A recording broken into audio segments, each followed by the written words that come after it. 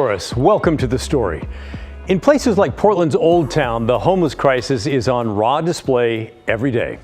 And it's easy to throw solutions at the wall from the outside looking in, saying police should be doing this, the city should be doing that, the homeless should be doing X, Y, and Z, and it just goes on and on and on and on.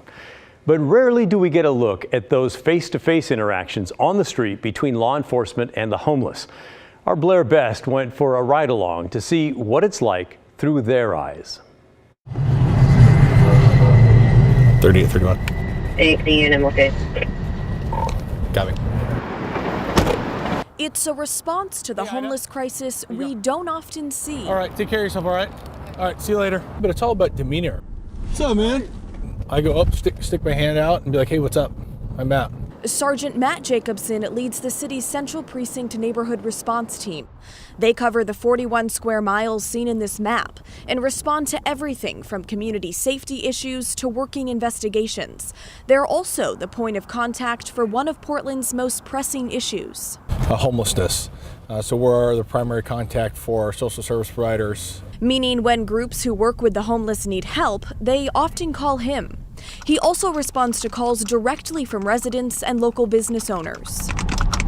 I get all sorts of stuff about property crimes, concerning behavior, camps, car camping, abandoned vehicles, drug sales, and you name it. We intake it. For the past 5 years, he's worked the front lines of this crisis, something critics are skeptical of, especially when it comes to responding to people with mental illnesses.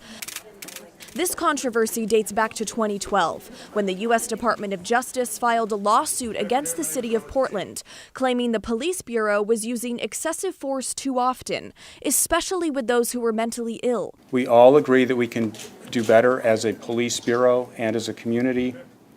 This agreement will provide us a roadmap as we move forward. The department is currently operating under the rules of a settlement that addresses police use of force. As for the critics who feel police shouldn't be working with the homeless, You got any interest in housing, shelter, any of that stuff? Yeah, I do. Sergeant Jacobson sees it differently.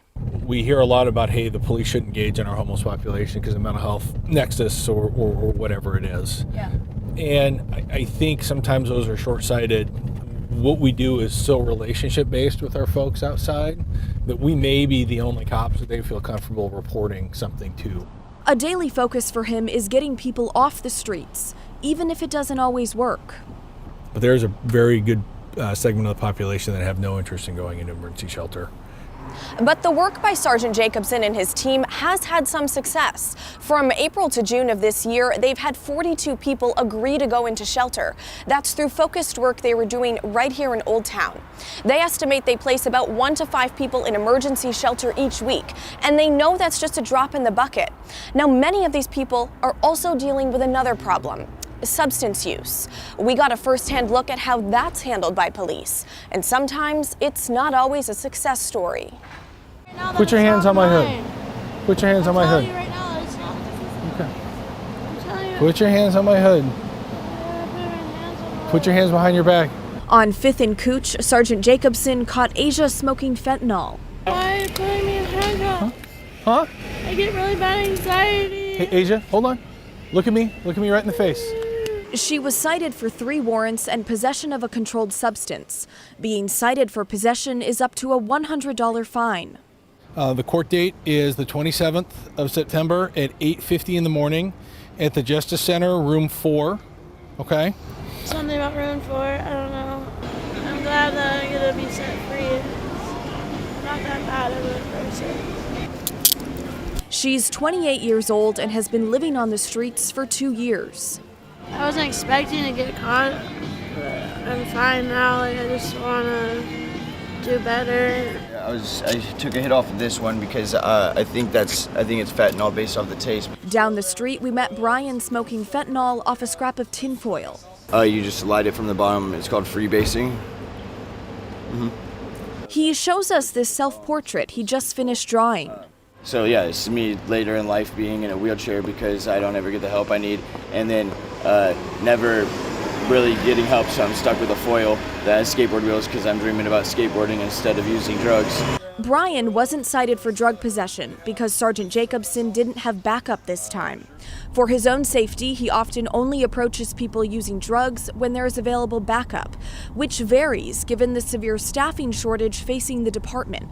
Overall, the Bureau has reached a historic low of 774 sworn officers. 101 of them work in Central Precinct. The precinct needs 113 to be considered fully staffed. On this day, there were just 15 officers patrolling Central Precinct, and 7 of them were on overtime. This is all in part due to a budget cut they made in 2020 amid calls to defund police. They laid off 7 people whose role it was to vet new job applicants. Since then, they've been building the department back up, but it's not a quick fix. Back in the cruiser now and on our way to Southeast. We didn't get far before a man started yelling racial slurs at us. Hey, come here. Come here. Do not use that language in my town. Do you understand? I use any language I want to. Do something. Do not use the N-word. I will do whatever I want to. Where do you need to go right now to calm down? I don't need to do anything except be right here. Look at me in the eye. Do not use the N-word. It is Fine. not okay. Fine. Are we clear? Yeah, we're cool. You need to calm down and go somewhere. So people acting in that way in Old Town, it is a ticking time bomb waiting to turn into some sort of violence. Down the block, we found another group using drugs. What's up? You know that they're using, so what stops you from going to stop them? I don't have the time or the ability to address that. I have we're going out to do something else. Okay.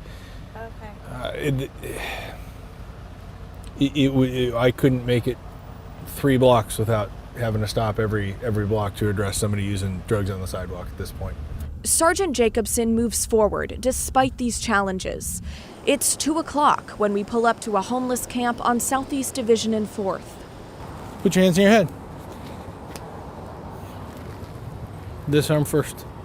This time, he has backup. The officers find drugs on one man along with these large pellet guns. So we're going to nick test it, but the subject was arrested on a warrant and had a pretty large chunk, what appears to be methamphetamine in his pocket. What looks to be like some black tar heroin. Everyone hates us and they treat us like and then we all treat each other like. Joseph Spry, who's been living on the streets for 10 years, watched as they arrested his friend. It's tiring. It's overwhelming. It's hard to get anything done. It just sucks. The overwhelming majority of folks, though, Ollie. probably yearn for something ultimately in their core yearn for something a little bit better. But given the state of Portland streets, that something better won't come overnight. This is going to be a very slow, lengthy process. One that will take work from both those living on the streets and the ones in uniform. Oh, it's the best job in the world. In Central Precinct, Blair Best, KGW News. Blair Best joins me now. He said right at the end, best job in the world. Why did he say that? Yeah, well, Pat, this is a challenging issue to tackle, and I think he enjoys that. You know, he told me he's from Portland and wants to do his part in making the city better. But I do see how that comment can be off-putting, given everything we just saw. But when I was riding along all day, I got the sense that he really cares about these people and just wants to try and make a difference. And I know that you've covered a lot of stories for us, a lot of homeless stories. Why this particular one? Yeah, well, Pat, I'm really trying to cover every angle of this crisis. And I often talk with the homeless directly, to neighbors, business owners, you name it, because it's something that affects every one of us. And I don't have any sort of agenda or end goal with a story like this. It's simply just another response to this crisis. Now, I got the opportunity to get a front row seat of the work this one sergeant does every day dealing with the homeless. So I took it because I think it's important that we see for ourselves how police are interacting with those living on the streets. And it's ultimately up to you to take what you do from it. Yeah, absolutely. Well, and a lot of critics that we hear say, you know, police really should not be interacting with the homeless because of the mental health issue that's involved and things can quickly escalate. What did you see out there? Yeah, so I see where they're coming from. I mean, to be honest, when I went into this, I was half expecting his interactions with the homeless to be somewhat aggressive. And I definitely wasn't expecting them to be so responsive to him. You know, he knows these people by name and deals with them every day. And because of this, he builds relationships with them. You know, I saw firsthand how many of the homeless felt comfortable around him because he was a familiar face. So I see where some people are coming from, given police can be off-putting since they have a gun and a badge, and oftentimes just them being there can escalate situations. But from what I saw with this one sergeant, that wasn't always the case. Interesting, although he's certainly not a pushover. We saw that too. No, of course not. I mean, you can't be when you have a job like him. Yeah. Yeah. Great story. Thank you, Blair. I appreciate it.